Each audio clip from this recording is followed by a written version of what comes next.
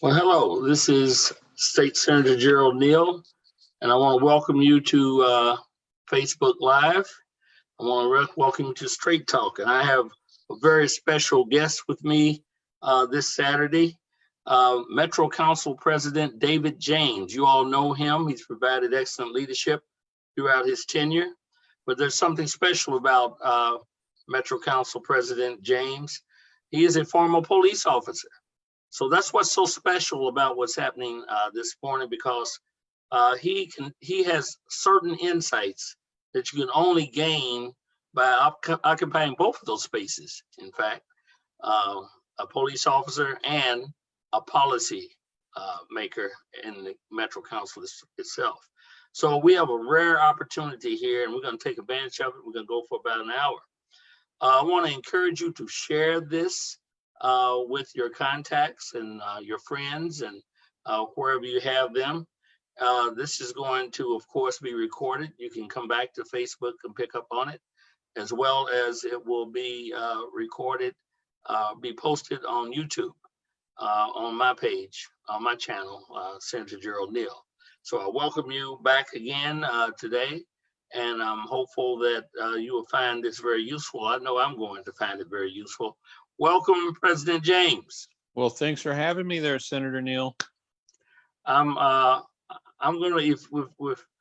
let's do it a little informal this time. All right. I'm gonna refer to you as President James. How about David? I tell you what, I'm gonna refer to you as David. There you go. I like that. You can call me Gerald, okay? All right. We're gonna do it. Let's break down. We know each other really well. That's and right. We work together on many things. In fact, we're working together now. That's true. And I want to get into that. But first, I want to get into your background experience. I want the viewing and listening audience to know a little bit about you before you became president of the council. Yes. So before I was the president of the council, I was a police officer, and I had served on the Louisville Police Department for about 19 and a half years. When Greg Stonebow became the attorney general for the state, he brought me with him, and I became the commissioner of investigations for the attorney general's office. After that, I left there when he left and went on to become the operations major at the University of Louisville Police Department. Prior to that, I was a student at the University of Louisville, served in the United States Army Reserve, 96 Bravo, an intel analyst, and from Louisville, Butler High School, elementary, Virginia Avenue. Oh, well, we've gone far enough. There you go. There you go. Okay, what you're telling us is that not only are you rooted in this community, grew up in this community, know this community, but professionally, you have an extensive background in what would you call it? Policing, or how would you characterize it? I would say law enforcement. Yeah. And law enforcement generally. So what types of things did you cover, did you do in law enforcement at these various levels? Well, I served on the SWAT team. I served in the narcotics unit. I was a police instructor. I was the president and vice president of the FOP for a while. I served supervisory roles. So, I've done just about everything there is to do in law enforcement. And how many years were you at Louisville Metro? 19 and a half for Louisville Metro, 30 years total for law enforcement. Okay, so ladies and gentlemen, we understand we have someone that's well-rounded with respect to police work. Were you a policeman at the time, as what I like to call the famed Shelby Lanier was an officer there? It seems like you would be. Absolutely, I was. When I joined the police department was under a consent decree from the federal government for racial hiring practices that Shelby and others had filed a lawsuit and won in federal court. And so I would not have been anything like that had it not been for Shelby Lanier. Yeah, so that's a very interesting thing, because really what it points out, and you stick a pin in it, is that the struggles within the department didn't start last year. No, this has been going on for decades and centuries, quite frankly. Could you describe, in terms of Metro Police, Louisville Metro Police, what do you see are the problem areas? you've experienced this. Enlighten us. Tell us what Yeah. that's about. So what I would say within the Louisville Metro Police Department is first of all, they have had a huge vacuum in good leadership at that police department. And it hurts my heart to see what has happened to the police department. There has not been a priority on making sure the police department looks like the community. We went from a time when I was on the police department of a roughly 30% African Americans represented on the department down to now 11 or 12%. And that is extremely hurtful. Before you go into something else, tell me, why do you think that's so? Not the generalization of lack of priority. Get into the nuts and bolts of that, if you will. Well, if the police chief doesn't think it's important, it's not going to happen. If the mayor doesn't think it's important, it's not going to happen. So if the police chief thinks that's important and the mayor thinks that's important, are you therefore saying it would happen? I'm saying it would look a lot better than 11%. Okay. All right, go ahead. And so, I think that there's been a lack of accountability from the mayor to the chief and the chief to his subordinates on the police department, which has allowed things like the Breonna Taylor case to happen. Those types of things should not happen. You say, well, how did a search warrant that had not been updated since January 21st and signed on March the 12th get approved by the supervisors? I don't know. That's a good question. Well, we're going to get back into that. But before we go there, I have to believe, though, that regardless of leadership now, our leadership in the most recent past, as you pointed out, these problems have been there for the entire duration of your time there. Chevalier filed a lawsuit with respect to that. That's correct. There have been shootings, challenged, excessive charges of excessive use of force throughout my lifetime. Yes, that's true. And I'm becoming aware of that. So is there a distinguishing between what's happening now as opposed to what happened before? Or are you just saying, here's where we are, and if we want to go somewhere? I'm just saying this is where we are right now. Right. Okay. All right. Yeah.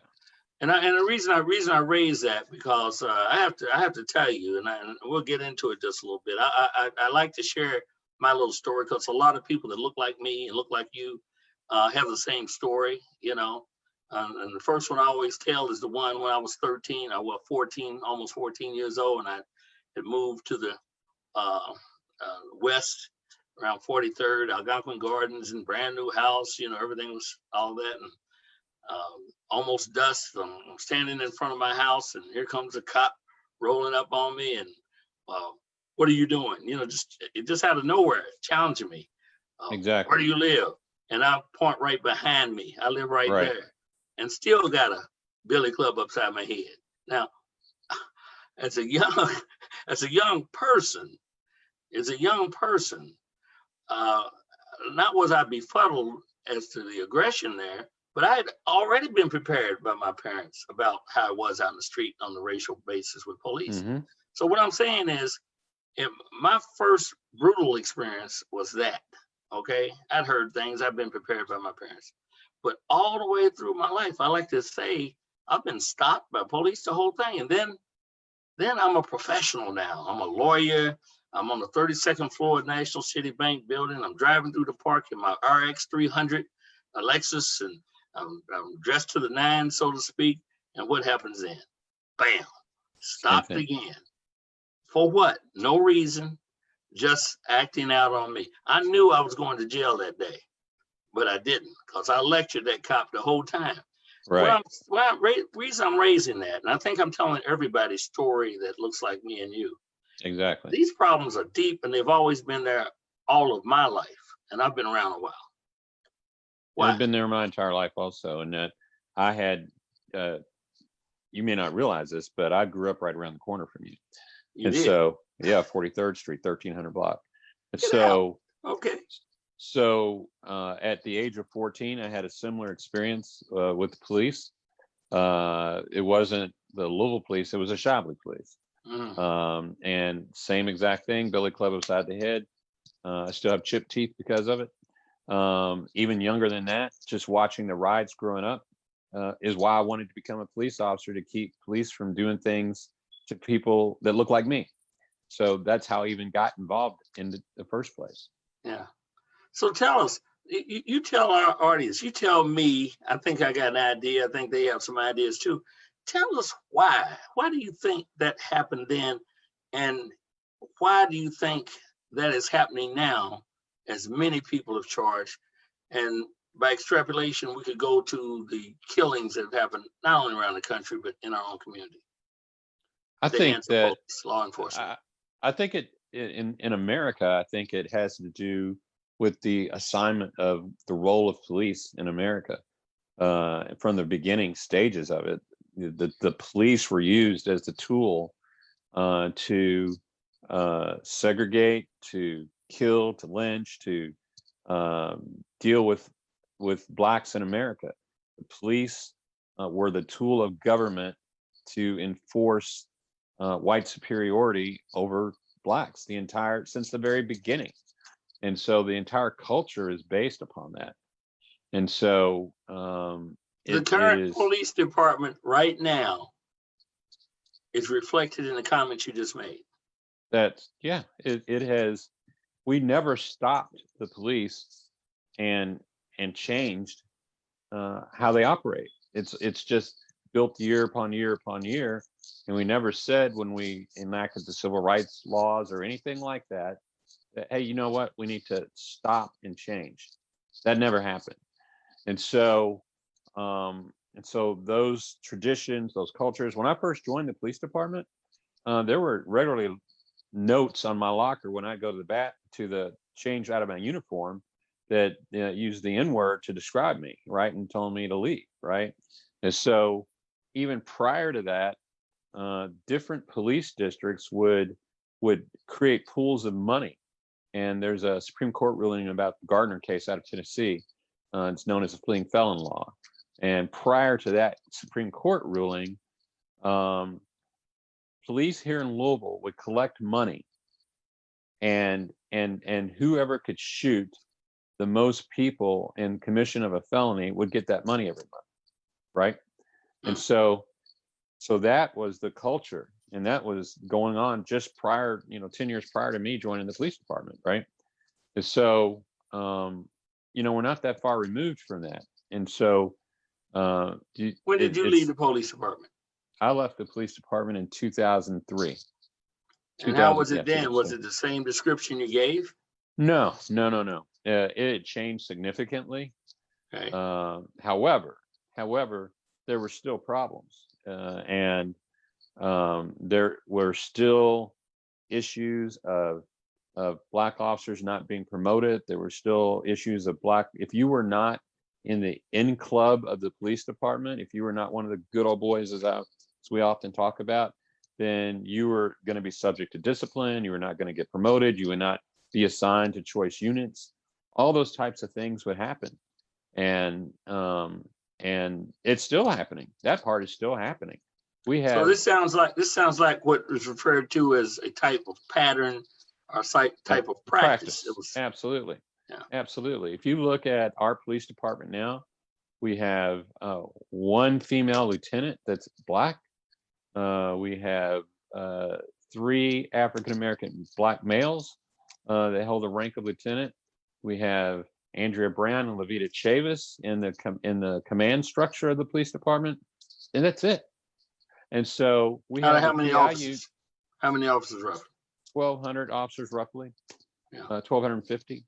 And so you've got these 2 incidents, David McAtee and Breonna Taylor, for example, that are being investigated by the Public Integrity Unit of the police department, and not one black person works in that unit. How does that happen? Yeah, I get your point. Let me ask you this. Given where this has come to and where we are today, I'm just interested in your observation of fellow officers as you've come up. What's going on in their mind? I mean, what is it specifically? how do they think? I They think, express where you can interpret what they think. sure. So, I've talked to several officers. I've talked to black officers and I've talked to white officers as this is going on. I would say that the majority of the black officers have a little bit different viewpoint than the white officers do, than many of the white officers do. Many of the white officers have similar viewpoints as the black officers, but the black officers on LMPD right now are, as one told me earlier today, they catch it from both sides, right? They have,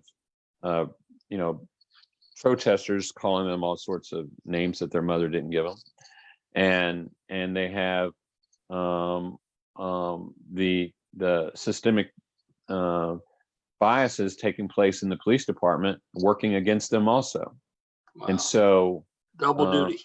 Yeah, they got double duty going on. And so here they are trying to raise a family, do the right thing, serve their community, and they're stuck square in the middle, trying to do what's right. And there seems to be a tidal wave pushing against them. And so on the other side, you got white officers that yet some, let me just say that I believe the vast majority of the police are doing what they should be doing, are trying to do what they should be doing. There's a handful that are not, and there's another group that think they are, but they're not, right? They have an implicit bias going on in their mind that they're not aware of. And I would say we all have some sort of bias within us, right? The question is whether we recognize that bias and get it under control and know how to deal with it, right? But I'm saying that I believe that many of them don't actually recognize their own bias. And I believe that we as a city have not taken the time and energy to train those officers about those biases, about cultural differences and aptitude. So when we set them out on the street to do their job, they have no idea what they're really doing because we haven't given them the tools to do that. And so I think that's a huge failing on behalf of the city. Yeah. Well, and historically, of course. Yeah. Let me ask you this. What specifically, what do white officers think about, let's say, West Louisville? Because I get the impression that many people that look like me and you, that it's almost like an occupying force at times. Right. And so how do they view themselves in relationship to the Black community? All right. I'm not going to just group all white officers, just Sure. I'm not going to group all black officers. I'm going to say there are some white officers that view West Louisville as the place to enforce the laws, whereas they would view East Louisville as the place to serve and protect. And I believe that all of Louisville should be the place to serve and protect. I can remember when I first joined the police department, I was a baby policeman. I remember the instructor clearly, white instructor, clearly be in the classroom saying, now you're going to be shipped to West Louisville, so you got to be hard when you go down there. And I really had no idea what he was talking about because that's where I grew up. So I'm like, I don't really know what you mean. And so if that's what the instructors are telling people, then they leave the academy. And if that same instructor had taught the field training officer that new recruit's going to go ride with, guess what? They're going to indoctrinate that into that new officer. And that new officer is going to be thinking, A, I need to be scared of people. B, I need to enforce the laws down here and not be a guardian and serving and protecting. Well, I'm going to tell you, that's really a problem, because when you run into that, and as we've described our early lives and confrontations with the police and even throughout our lives, it undermines trust.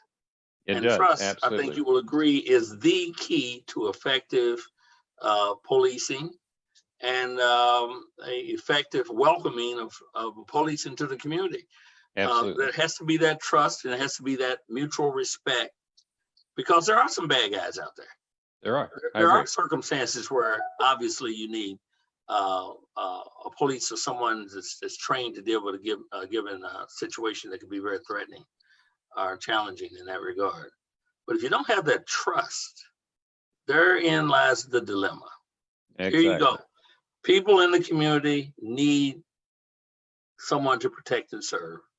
The police need the community because it can't do his or her work in the community without good communication and trust.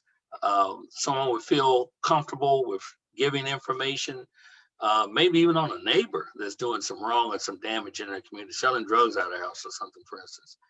So therein lies the dilemma. We actually need each other in order for this to work. Exactly. You know, people, I often describe it as prison, for example.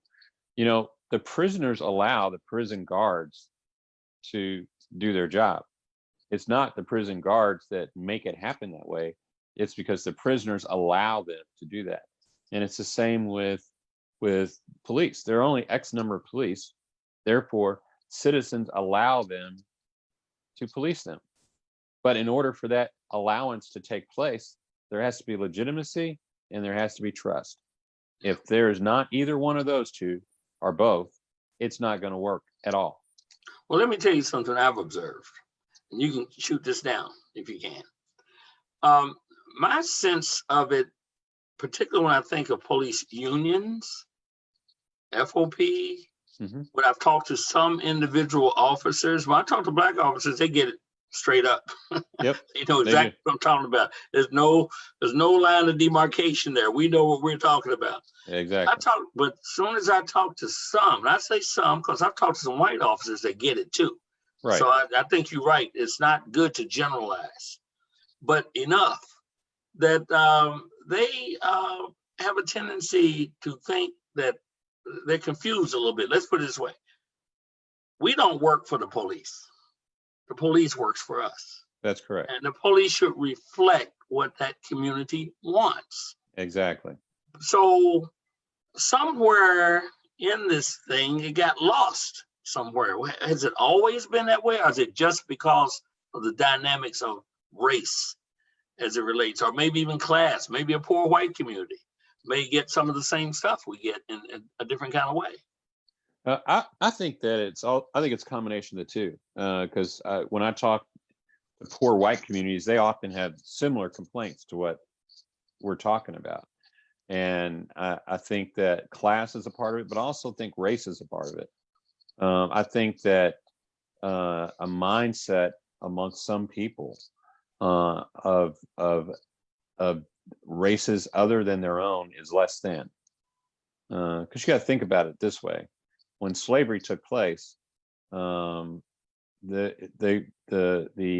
country, the people here considered themselves to be Christians, right?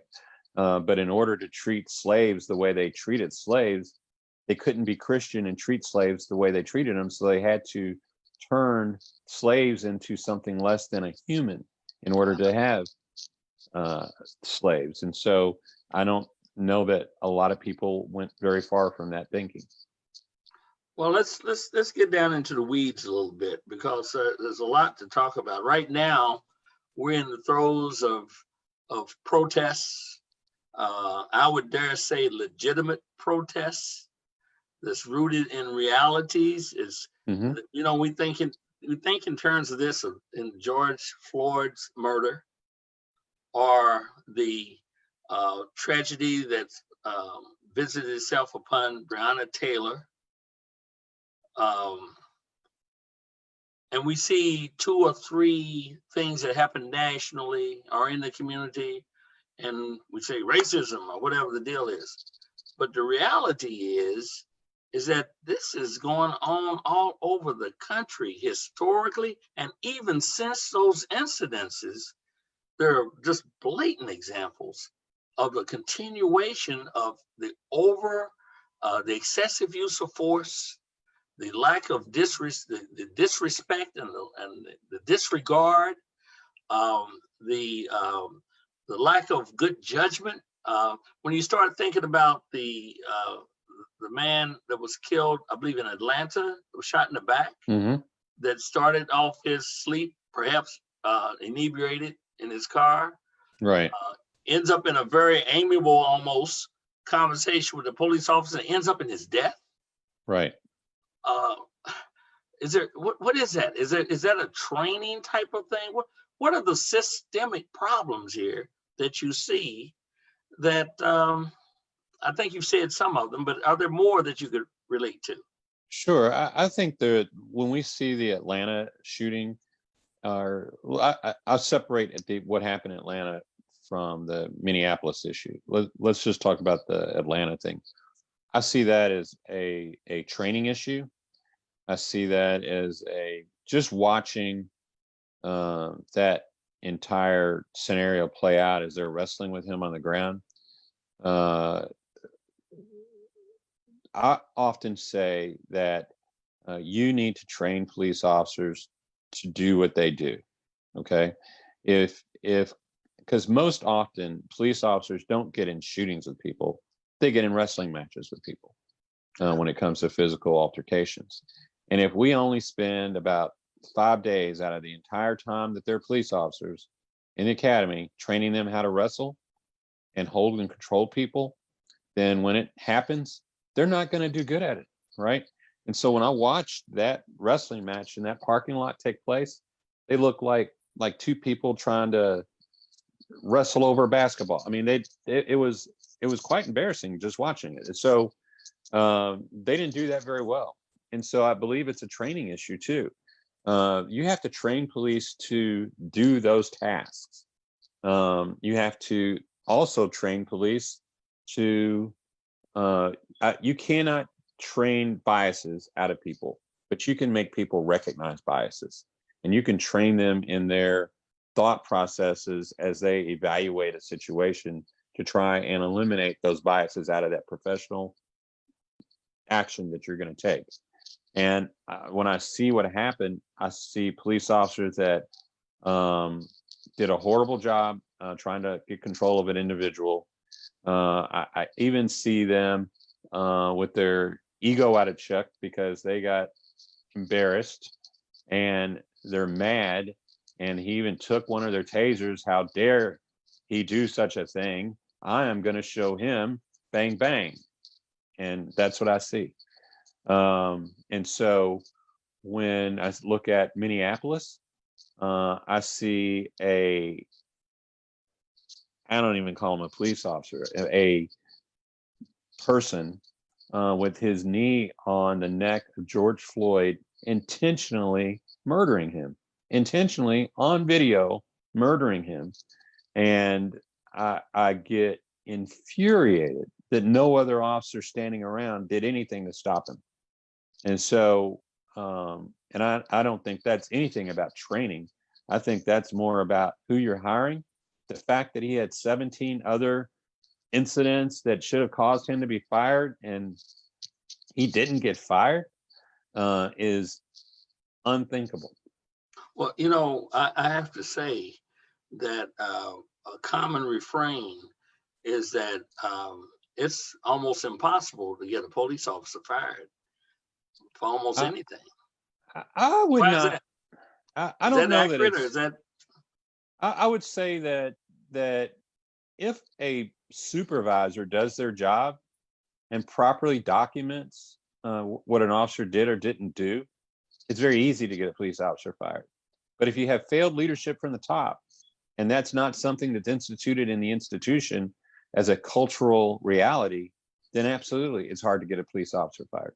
So when you start talking from the top, a supervisor, of course, is a middle management type of individual. I'm talking about the when chief. You say the top, you're talking about the chief. So the chief would have to enforce discipline in terms of how supervisors would do their work and what they do report and overview that. And I guess there'd be penalties associated with not doing it. Absolutely. Okay, that's a leadership question. Yeah, it's a leadership question. So for that officer in Minneapolis, the fact that he'd gotten away with whatever he'd gotten away with 17 times tells me they have failed leadership throughout that entire police department. Well, they got that other problem too. You fire a police officer and he'll just go to one of these smaller cities somewhere across the state and get hired again. That's a problem area that has to be resolved too. Absolutely. That happens here in Kentucky all the time. Yeah. Well, let's get into we've talked about Atlanta. We talked about Minneapolis. Let's talk about Louisville. Breonna Taylor. Mm-hmm. What do you see? I see failed leadership again. I see a search warrant that should have never been approved by the sergeant and lieutenant in the first place. I see a situation that so I'm only going on what I see in the news. Yeah. I know people think that David James is the president of the council and he's seen the case file, but no, I know just as much as everybody else does. And so I see that a search warrant was executed. A police officer got shot. When I listened to the Tom Wine press conference, and I listened to the interview of Kenneth Walker and a 911 call of Kenneth Walker, several things crossed my mind of the police are doing a search warrant at a house that is a no-knock warrant. However, they say that they knocked, but there's only two kinds of search warrants. One is a no-knock warrant. The other is a knock and announce. There's no such thing as a knock and not announce search warrant. A knock and not announce search warrant would be the most dangerous thing that you could ever do, which it sounds like exactly what they did. And the end result is a police officer was shot and Breonna Taylor was killed, and lives have been ruined and families destroyed because of a lack of good leadership in the police department. Well, I also see, and I've looked at the press too, and I've deduced the same things that you're saying, and even more. I guess we could get into the trees, the weeds on that. But I also see where in the wake of this, a couple dynamics have happened, and one is the protests, and the protests are different from anything I've ever seen.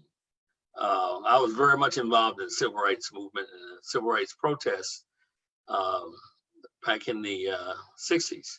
But I'm looking now and I'm not seeing what I saw then. There's something different going on here. In Louisville, the demographics of the crowd, the what's happened across Kentucky and small communities. I mean, comprehensively across Kentucky, whether it's 10 people out there protesting or hundreds. Across the nation, in every community just about, and around the world. Something lost your picture there. Something different is happening there, okay? What is it that you see or sense is happening now? I think that, things have been happening. America has been what it's been for 400 years. So things have been happening. People have been lynched and killed all the years.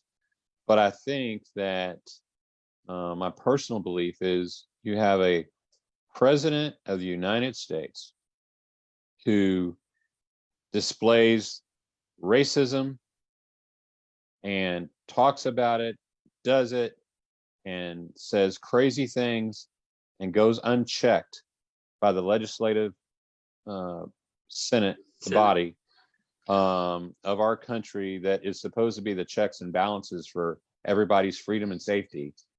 That part of the Constitution has failed. And then you see Ahmaud Gregory. I got to stick a pin in that. The most powerful senator that you're talking about is Mitch McConnell. Is ours. Right. And he is absolutely and he's become an embarrassment. It has. Absolutely. And so then you have, COVID-19, Ahmaud Gregory, Breonna Taylor, George Floyd. All of these things have all happened in the same time, the same year. And people are saying, that's it. It's enough. We're done. And I'm very proud to see people out protesting. It is enlightening. I'm proud to see people paying attention to local government. Have so many people paying attention to local government when I've been a councilman for 10 years and I can hardly sometimes get people to come to a town hall meeting, right?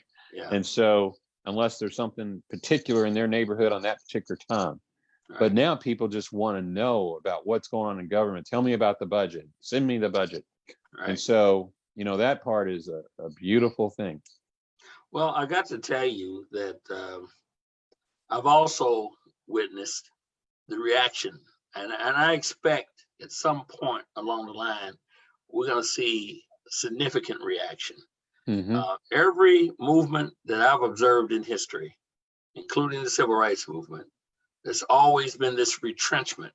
There's always been this reaction by those that want to maintain the status quo or they feel they're being put upon.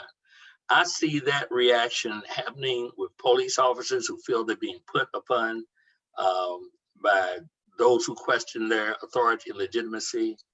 I see that happening in the legislature when I raise the question regarding the systemic racism and biases against Black folks. Then the response is, well, let me tell you about what's happening in East Kentucky. Well, that doesn't negate what I just said. Wait a minute, we get to that. I'm with you on that too. But this is what I'm talking about. I see that defensive piece coming back. I see it in the streets. You see examples of it. People pulling guns on people because they were calling the police on Black folks. I mean, this thing is really, really in the fabric of this country. And I agree that this president, you know me, I don't talk in vitriolic terms. Right. I don't talk in negative terms. No one can ever accuse me. But I think we got a gangster in the White House. Oh yeah. And the fact of the matter is that he's doing so much damage to the democracy. But if you bring it all the way down to what we're talking about here, he is enabled. He is enabled and stoked the fires of division and stimulated the expressions of racism. And where do you go with that? There's no words for it.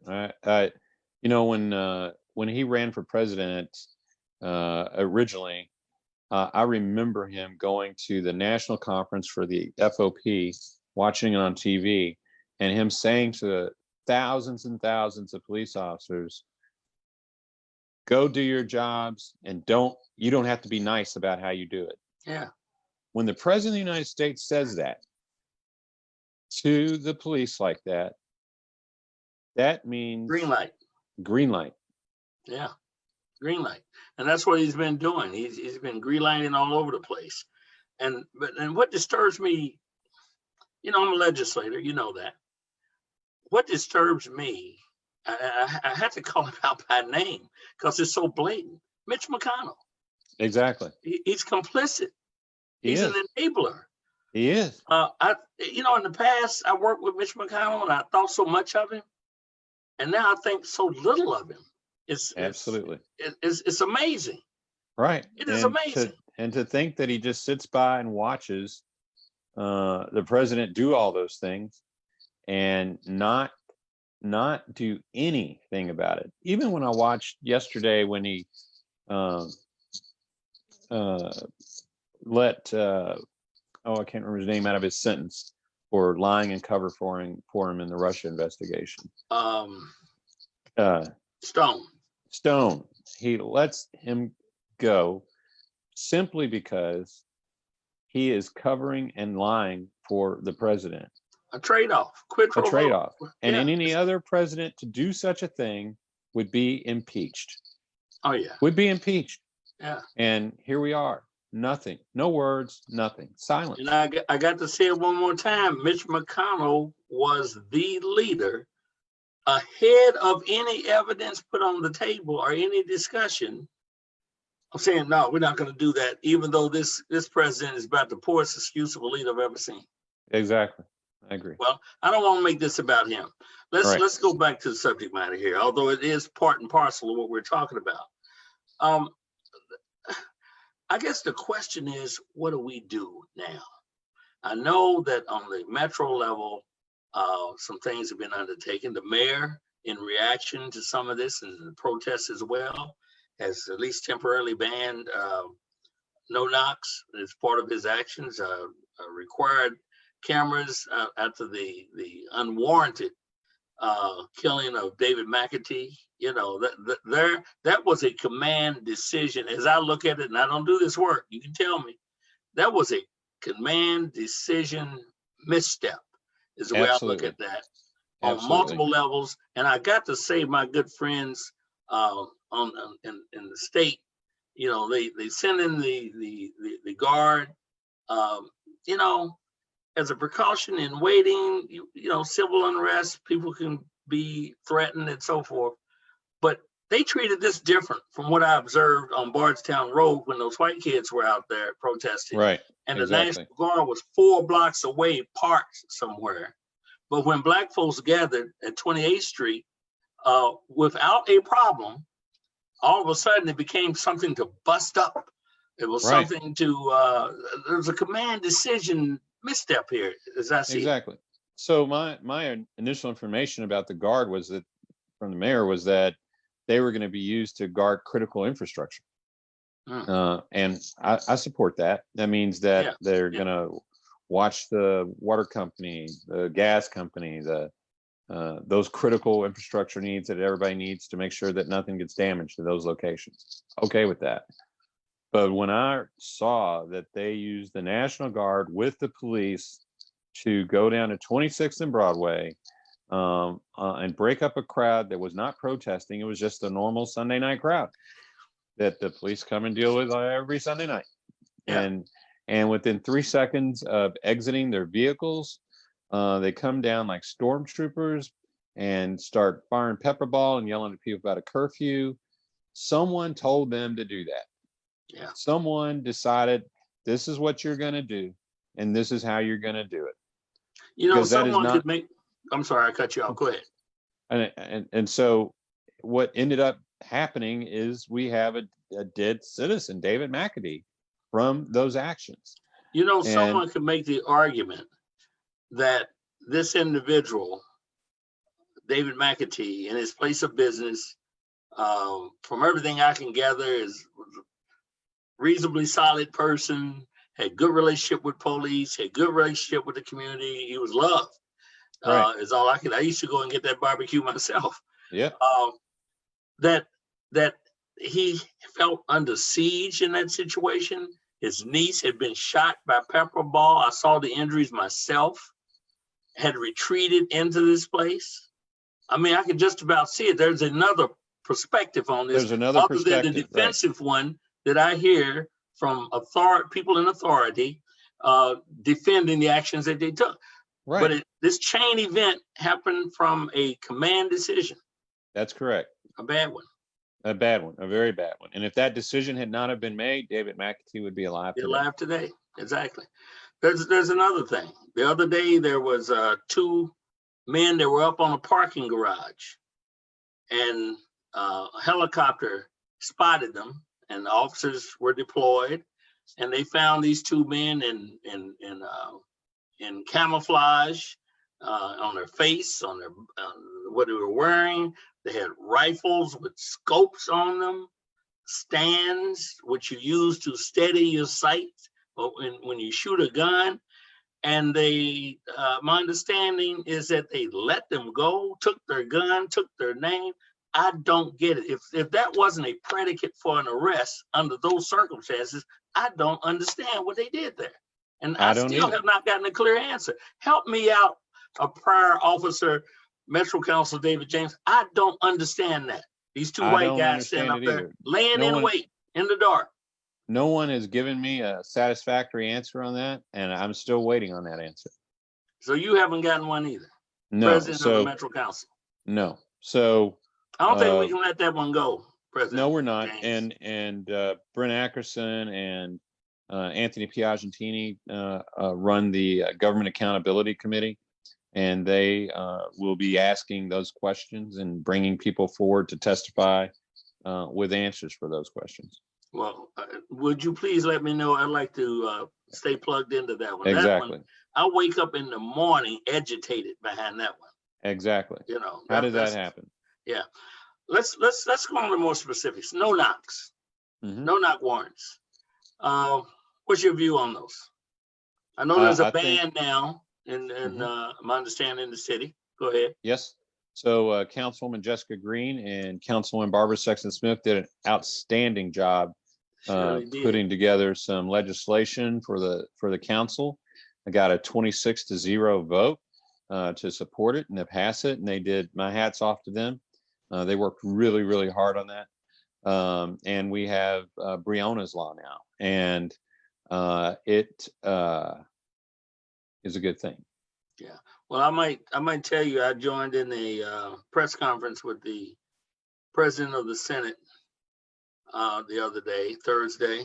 You were in attendance as well, where he announced a ban on no knocks that he was pursuing. I'm also pursuing the same thing. I have legislation actually in hand, but I'm going to hold up because we've agreed that we're going to work together to try to get something that's worthwhile. So I was encouraged by that. There was a discussion on the same day in the Judiciary Committee on which I sit regarding mandatory wearing of body cameras, which through you all's leadership again, that is a requirement now, as I understand, with Metro Police. It's a no-brainer. And the issue, we had that discussion in the legislature, in the legislative committee, and that issue revolved around, officer after leader officer came up and said, yes, body cameras, blah, blah, blah, great thing. And then it boiled down to cost. And there is a cost factor. There is. So I saw the different reactions to that question. Well, they have this problem over here, but we don't have the ability over here. The communities are different wherever they are. And I just made the point in my comments, two main points. And one is when I leave the boundaries of Jefferson County, I'm still in Kentucky. I'm not covered by that. Right. That's number one. And number two, this is a matter of priority. It's simply a matter of priority. Exactly. Do you think this is a priority? That's the decision you got to make, because the money's there. It depends on how you want to use it. It matters if human lives are important, and the fact that everybody gets treated fairly and equally under the code of law. Is that important or not? Yeah. But having said that, body cameras and no knocks are low-hanging fruit. They are. I expect something, even if it's imperfect, I expect something really to happen in those areas statewide. And I expect, and they're already happening in Metro Council due to the Metro Council leadership that you just outlined in your leadership as well. But there's some other areas that are really critical. For instance, we're both, in fact, you are a chair, you're a co-chair, I believe, of the work group that deals with Citizen Review Board, of which I've been asked and I'm serving on as well, and I'm proud to do that. But there's a critical question regarding what's going to happen there. We had a great meeting yesterday. I heard a lot of information on that. It's still in process. I'm still going to dig into that a little deeper. But what I also noticed is that the state law does not permit subpoena power for such a board. So that means something has to happen on our level there. That's correct. So I'm correct in that. So what kind of overview do we have now compared to what it seems that we're moving toward now in Louisville? Right. So the idea of civilian review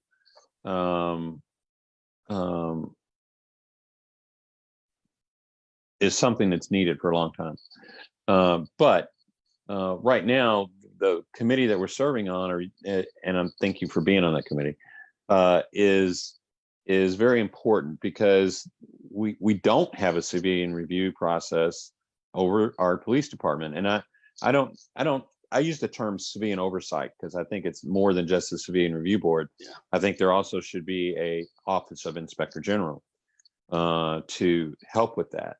And that office have a tremendous amount of power to look and see files and anything that they need to see to keep the police department in check, because we have seen time after time after time under this administration where that has not taken place.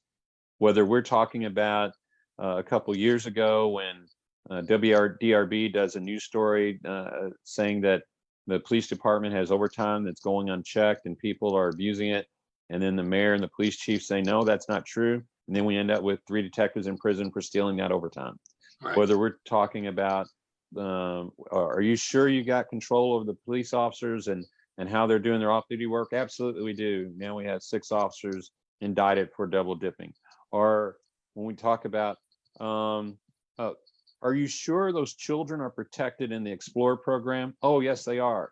Now we have the FBI indicting 2 officers for molesting children in the Explorer case, when each time the police department said, no, that's not true.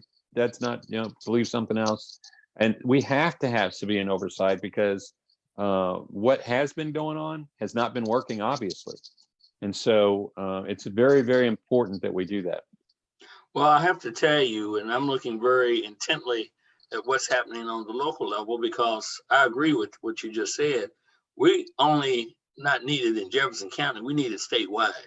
Absolutely. So that's one of the issues that I have been pushing forward as to, for lack of a better term, a commission.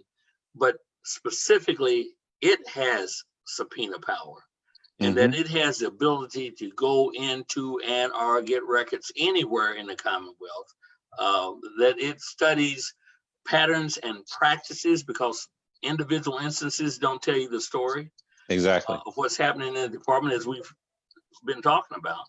And that's going to be a tough nut, but it's something that's really required. And I look forward to your testimony at some point I'd love to. the Judiciary Committee and others on that particular piece. Yeah, I mean, just think about it.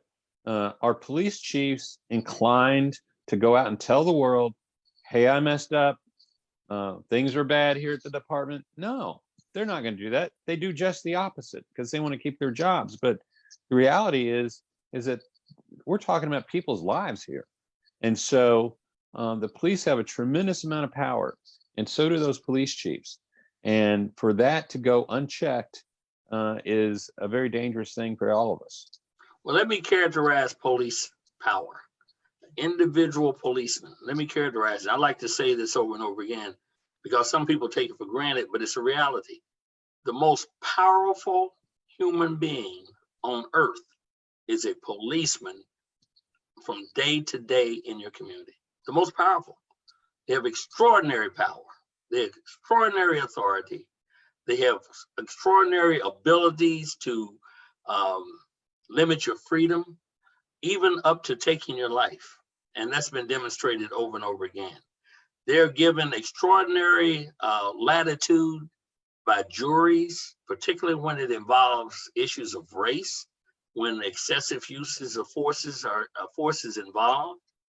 And all of that feeds into this extraordinary power and how we view the role, and a very important role, of officers and peacemakers and those who are charged to protect and serve. But here's what I like to say. Extraordinary power, extraordinary authority requires what? Extraordinary accountability. They forget the extraordinary accountability, which gets me back to this, David, and that's this. In statute, in Kentucky, KRS 67, there are aspects of what an employer and an employee, i.e. a city, a mayor, and the police department, or the FOP, whoever the negotiating or bargaining unit is, enshrined in law. Absolutely. As to what you can and what you cannot do. I find that to be absolutely ridiculous. That is overreach like I've never seen before. And I didn't really understand it. I must say, I did not really understand it until these events really brought this to surface. Right. I did not either. One of the officers was terminated recently by the mayor involved in the Breonna Taylor thing. And I got an email from the county attorney's office saying, KRS 67C says that you can't talk about a police officer that is involved in. And so when the media came to ask me how I felt about it, I could only say, I can't talk about it. And so the fact that law even exists is amazing to me. I'd like to really know what the story is that created that law to begin with, because let me tell you the story. Let me go ahead and tell you the story. I've been looking. The story is that FOPs, in defending, doing what FOPs do, the way they defined what they had to protect in terms of who they represented, did it aggressively, efficiently.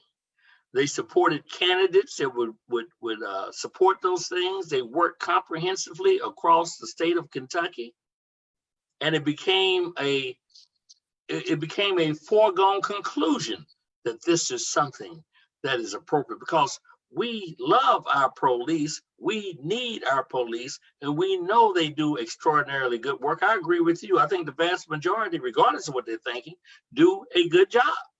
But there's so much in the culture that it allows so many exceptions to that behavior to take place, and then protection of that behavior by what these the FOP's actions and what they've done. I think, at least on the state level, I think they prime to take a look at that. That's going to be a hard nut to crack. It will be. Once you put something in the statute, hard to move it. It's very hard to roll back. Yep, I agree with you. I agree, but it should be, because someone asked me about that earlier, and I was talking about why do we have merit boards? Why do we have civil service boards for police?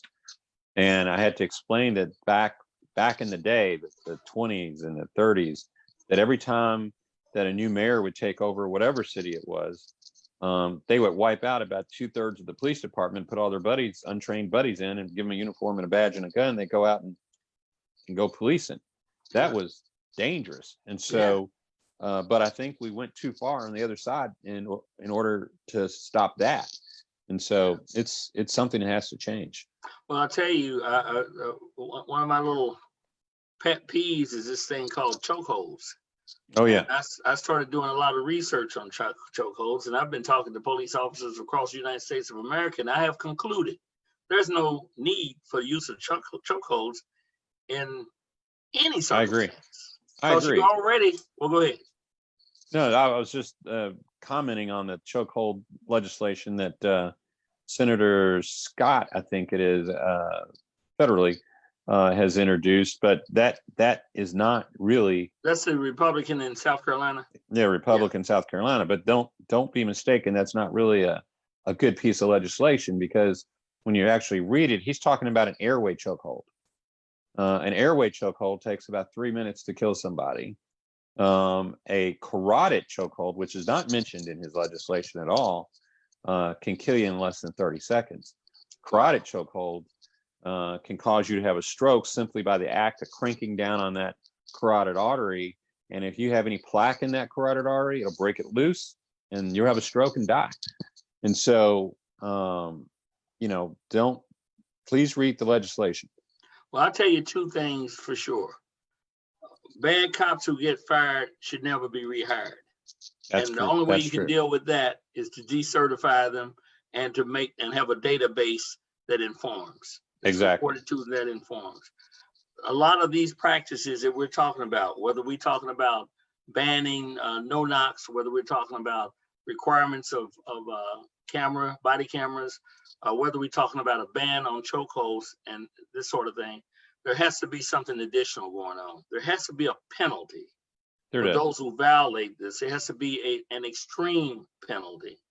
And it has to be something that someone else observing it that does not intercede and does not report it, that's a penalty for that person too. Absolutely. I agree. And until we do that, this will continue. Yeah. And we learn more and more. When I first got hired, we didn't know that carotid chokeholds would do that, So as we learn those different things, we have to implement policy to make sure that we do something about it. And that's important. I see our time is up. I'll tell you, I could have gone on 2 or 3 more hours with you. I just want to tell you, I appreciate the fact that you came on with us today and shared so openly and so candidly. I'm very impressed by that. I want to tell our listening audience that tomorrow, Monday on the 13th at 6 p.m. to be aired on WLOU as well as streamed on Facebook. There'll be a panel of the African American Initiative on Racism. We're gonna have some distinguished scholars that are gonna be involved in that. Don't miss this. It's gonna be important. It's gonna be very informative, and we look forward to this. So we'll see you on Monday, everyone, and we'll see you next Saturday and we're going to continue this discussion. I want to thank my special guest, Metro Councilman David James, for joining us today and for his service to the community over a period of years and his continuing service now. Metro Councilman James, thank you so very much. Thank you so much for what you're doing. Thank you. And don't forget to share this, everyone. And you do the same thing. And as I end every one of these, remember, do the right thing. God bless.